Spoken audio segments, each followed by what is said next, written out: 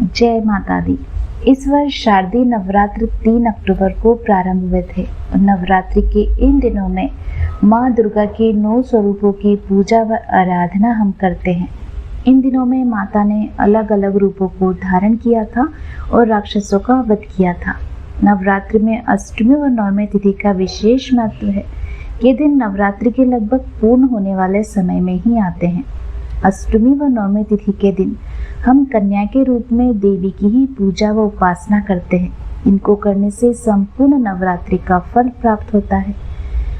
कई स्थानों पर अष्टमी पर कन्या पूजन किया जाता है और कई स्थानों पर नवमी पर। आप अपने समय और परंपरा के अनुसार कन्या पूजन कर सकते हैं। तो आज की वीडियो में मैं आपके साथ शेयर करने वाली हूँ दुर्गा अष्टमी कब रहेगी, नवमी तिथि कब रहेगी, कन्या पूजन किस वर्ष की कन्या को कराना चाहिए। साथ ही आप जानेंगे दशहरा कब रहेगा। तो वीडियो महत्वपूर्ण रहने वाली है। आप संपूर्ण जानकारी में अंत तक अवश्य बने रहिए। सनातन धर्म में माँ दुर्गा की उपासना के लिए दुर्गा अष्टमी व्रत को बहुत महत्वपूर्ण माना जाता है। शारदीय नवरात्रि में दुर्गा अष्टमी व्रत का विशेष महत्व है। इस दिन माँ भगवती की उपासना की जाती है।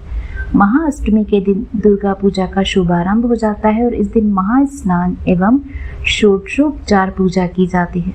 दुर्गा अष्टमी के दिन व्रत का पालन करने से व्यक्ति को सुख, समृद्धि और ऐश्वर्य की प्राप्ति होती है। वह जीवन में आ रही सभी समस्याएं माता दूर करती है। इस वर्ष दुर्गा अष्टमी व्रत की तिथि को लेकर भी लोगों के मन में संशय बना हुआ है।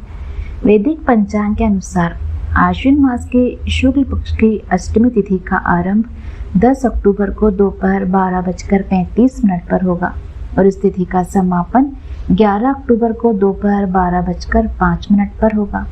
इस वर्ष सप्तमी व्रत का पालन 10 अक्टूबर के दिन किया जाएगा।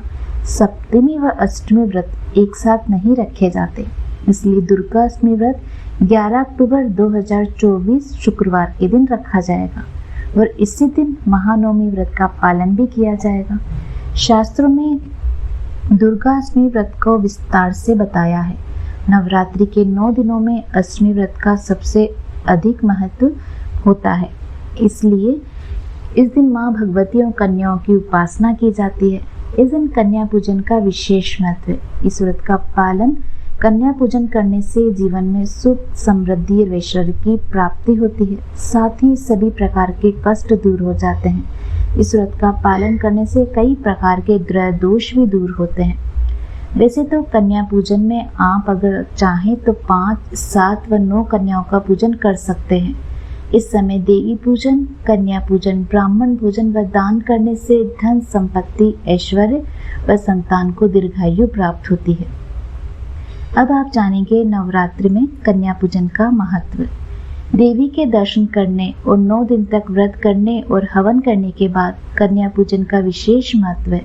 सभी शुभ कार्यों का फल प्राप्त करने के लिए कन्या पूजन किया जाता है। कुमारी पूजन से सम्मान, लक्ष्मी, विद्या और तेज प्राप्त होता है। इससे विघ्न, भय और शत्रुओं का नाश होता है। हवन, जप और दान से देवी इतनी प्रसन्न नहीं होती जितनी कन्या पूजन से स्वतः प्रसन्न हो जाती है। नवरात्र में प्रतिदिन कुमारी पूजन करना अत्यंत शुभ फलदायक होता है। अगर भक्त चाहे तो केवल एक कुमारी का नित्य पूजन कर सकते हैं या प्रतिदिन एक कुमारियों की संख्या क्रमशः बढ़ा सकते हैं। अर्थात प्रथम दिन 1 कुमारी को, दूसरे दिन 2 कुमारियों को और तीसरे दिन 3 को। इस प्रकार नवरात्रि के 9वें दिन महानवमी में 9 कुमारी कन्याओं का पूजन करना चाहिए। कुमारी पूजन से 1 वर्ष की अवस्था वाली कन्या नहीं लेनी चाहिए, क्योंकि 1 वर्ष या 1 वर्ष से कम वाली कन्याओं को गंध, भोग आदि पदार्थों के स्वाद से वह बिल्कुल अनभिज्ञ रहती है। कुमारी वही कहलाती है जो कम से कम 1 वर्ष से अधिक हो। कन्या पूजन के लिए 1 कन्या पूजन से ऐश्वर्य, 2 कन्याओं के पूजन से भोग और मोक्ष, 3 कन्याओं के पूजन से धर्म, अर्थ और काम की प्राप्ति होती है। वो 4 कन्याओं के पूजन से राज्य पद की प्राप्ति, 5 कन्याओं के पूजन से विद्या प्राप्त, 6 कन्याओं के पूजन से षटकर्म की सिद्धि, 7 कन्याओं के पूजन से राज्य की प्राप्ति, 8 कन्याओं के पूजन से संपदा की प्राप्ति, 9 कन्या के पूजन से सर्व कार्य सिद्धि की प्राप्ति होती है। कन्याएं दुर्गा के विभिन्न रूप हैं।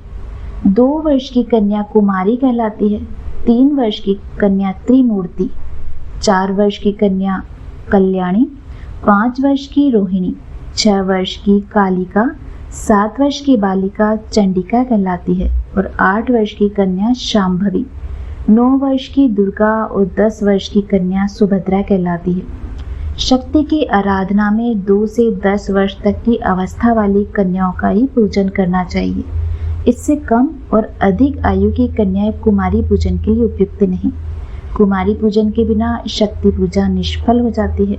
कन्याओं का पूजन करने के बाद उन्हें यथाशक्ति अन्न, वस्त्र व जल अर्पण अवश्य करना चाहिए और उनका आशीर्वाद लेना चाहिए।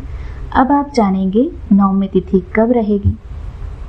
इस साल शारदीय नवरात्रि की नवमी तिथि 11 अक्टूबर को दोपहर 12:06 से प्रारंभ होगी, जो 12 अक्टूबर को सुबह 10:57 तक की है। तो उदया तिथि के आधार पर 11 अक्टूबर 2024 को नवमी तिथि का व्रत रखना शुभ रहेगा। इस बार अष्टमी तिथि का व्रत 11 अक्टूबर 2024 को ही रखा जाएगा। इस वर्ष अष्टमी तिथि 10 अक्टूबर को दोपहर 12:31 से शुरू हो रही है, जो 11 अक्टूबर को दोपहर 12:06 पर समाप्त होगी। ऐसे में अष्टमी और नवमी तिथि दोनों का व्रत 11 अक्टूबर 2024 को रखा जाएगा। अब आप जानेंगे दशहरा के बारे में। आश्विन मास के शुक्ल पक्ष की दशमी तिथि रहेगी। ये दशमी तिथि को दशहरा यानी विजयदशमी मनाई जाती है। यह त्योहार असत्य पर सत्य और पाप पर पुण्य की जीत के रूप में हम मनाते हैं। इस दिन श्री राम ने रावण का वध करके बुराई पर अच्छाई की जीत का संदेश दिया था। विजयदशमी के दिन ही माँ दुर्गा ने महिषासुर नामक राक्षस पर विजय प्राप्त की थी। विजयदशमी के दिन शमी और अपराजिता की पूजा की जाती है। दशहरे के दिन माँ दुर्गा की मूर्ति और कलश के विसर्जन के साथ रावण के पुतले का दहन होता है। विजयदशमी के दिन नीलकंठ नामक पक्षी का दर्शन करना बहुत ही शुभ माना जाता है। दशहरे के दिन भगवान श्री राम, माँ दुर्गा के साथ हनुमान जी की पूजा करना बेहद शुभ फलदायी है। इस बार दशहरे की तिथि को लेकर भी थोड़ी भ्रम की स्थिति बनी हुई है। दशहरा तिथि का आरंभ होगा 12 अक्टूबर को प्रातः 10:58 पर और दशमी तिथि समाप्त होगी 13 अक्टूबर को प्रातः 9:08 पर। दशहरा 12 अक्टूबर को मनाया जाएगा। शास्त्रों के अनुसार विजयदशमी या दशहरा श्रवण नक्षत्र का होना बहुत कल्याणकारी और शुभ है। माना जाता है कि 2024 में श्रवण नक्षत्र 12 अक्टूबर को सुबह 5:25 से प्रारंभ होगा और 13 अक्टूबर को सुबह 4:27 पर समाप्त होगा। तो विजयदशमी के दिन पूजा का मुहूर्त रहेगा दोपहर 2:02 से दोपहर 2:48 तक। इसकी कुल अवधि लगभग 46 मिनट तक रहेगी। दशहरा का पर्व 13 अक्टूबर 2024 यानी रविवार को मनाया जाएगा। इस दिन पूजा का शुभ मुहूर्त दोपहर 1:16 से लेकर दोपहर 3:35 तक रहेगा। यानी पूजा करने के लिए कुल अवधि लगभग 2 घंटे 19 मिनट तक रहेगी। यह थी आज की संपूर्ण जानकारी। अगर आपको यह जानकारी अच्छी लगी तो प्लीज़ लाइक, शेयर और सब्सक्राइब अवश्य कीजिएगा। मिलते हैं आपसे अगले वीडियो में। तब तक आप सभी स्वस्थ रहें, खुश रहें। जय माँ दुर्गे।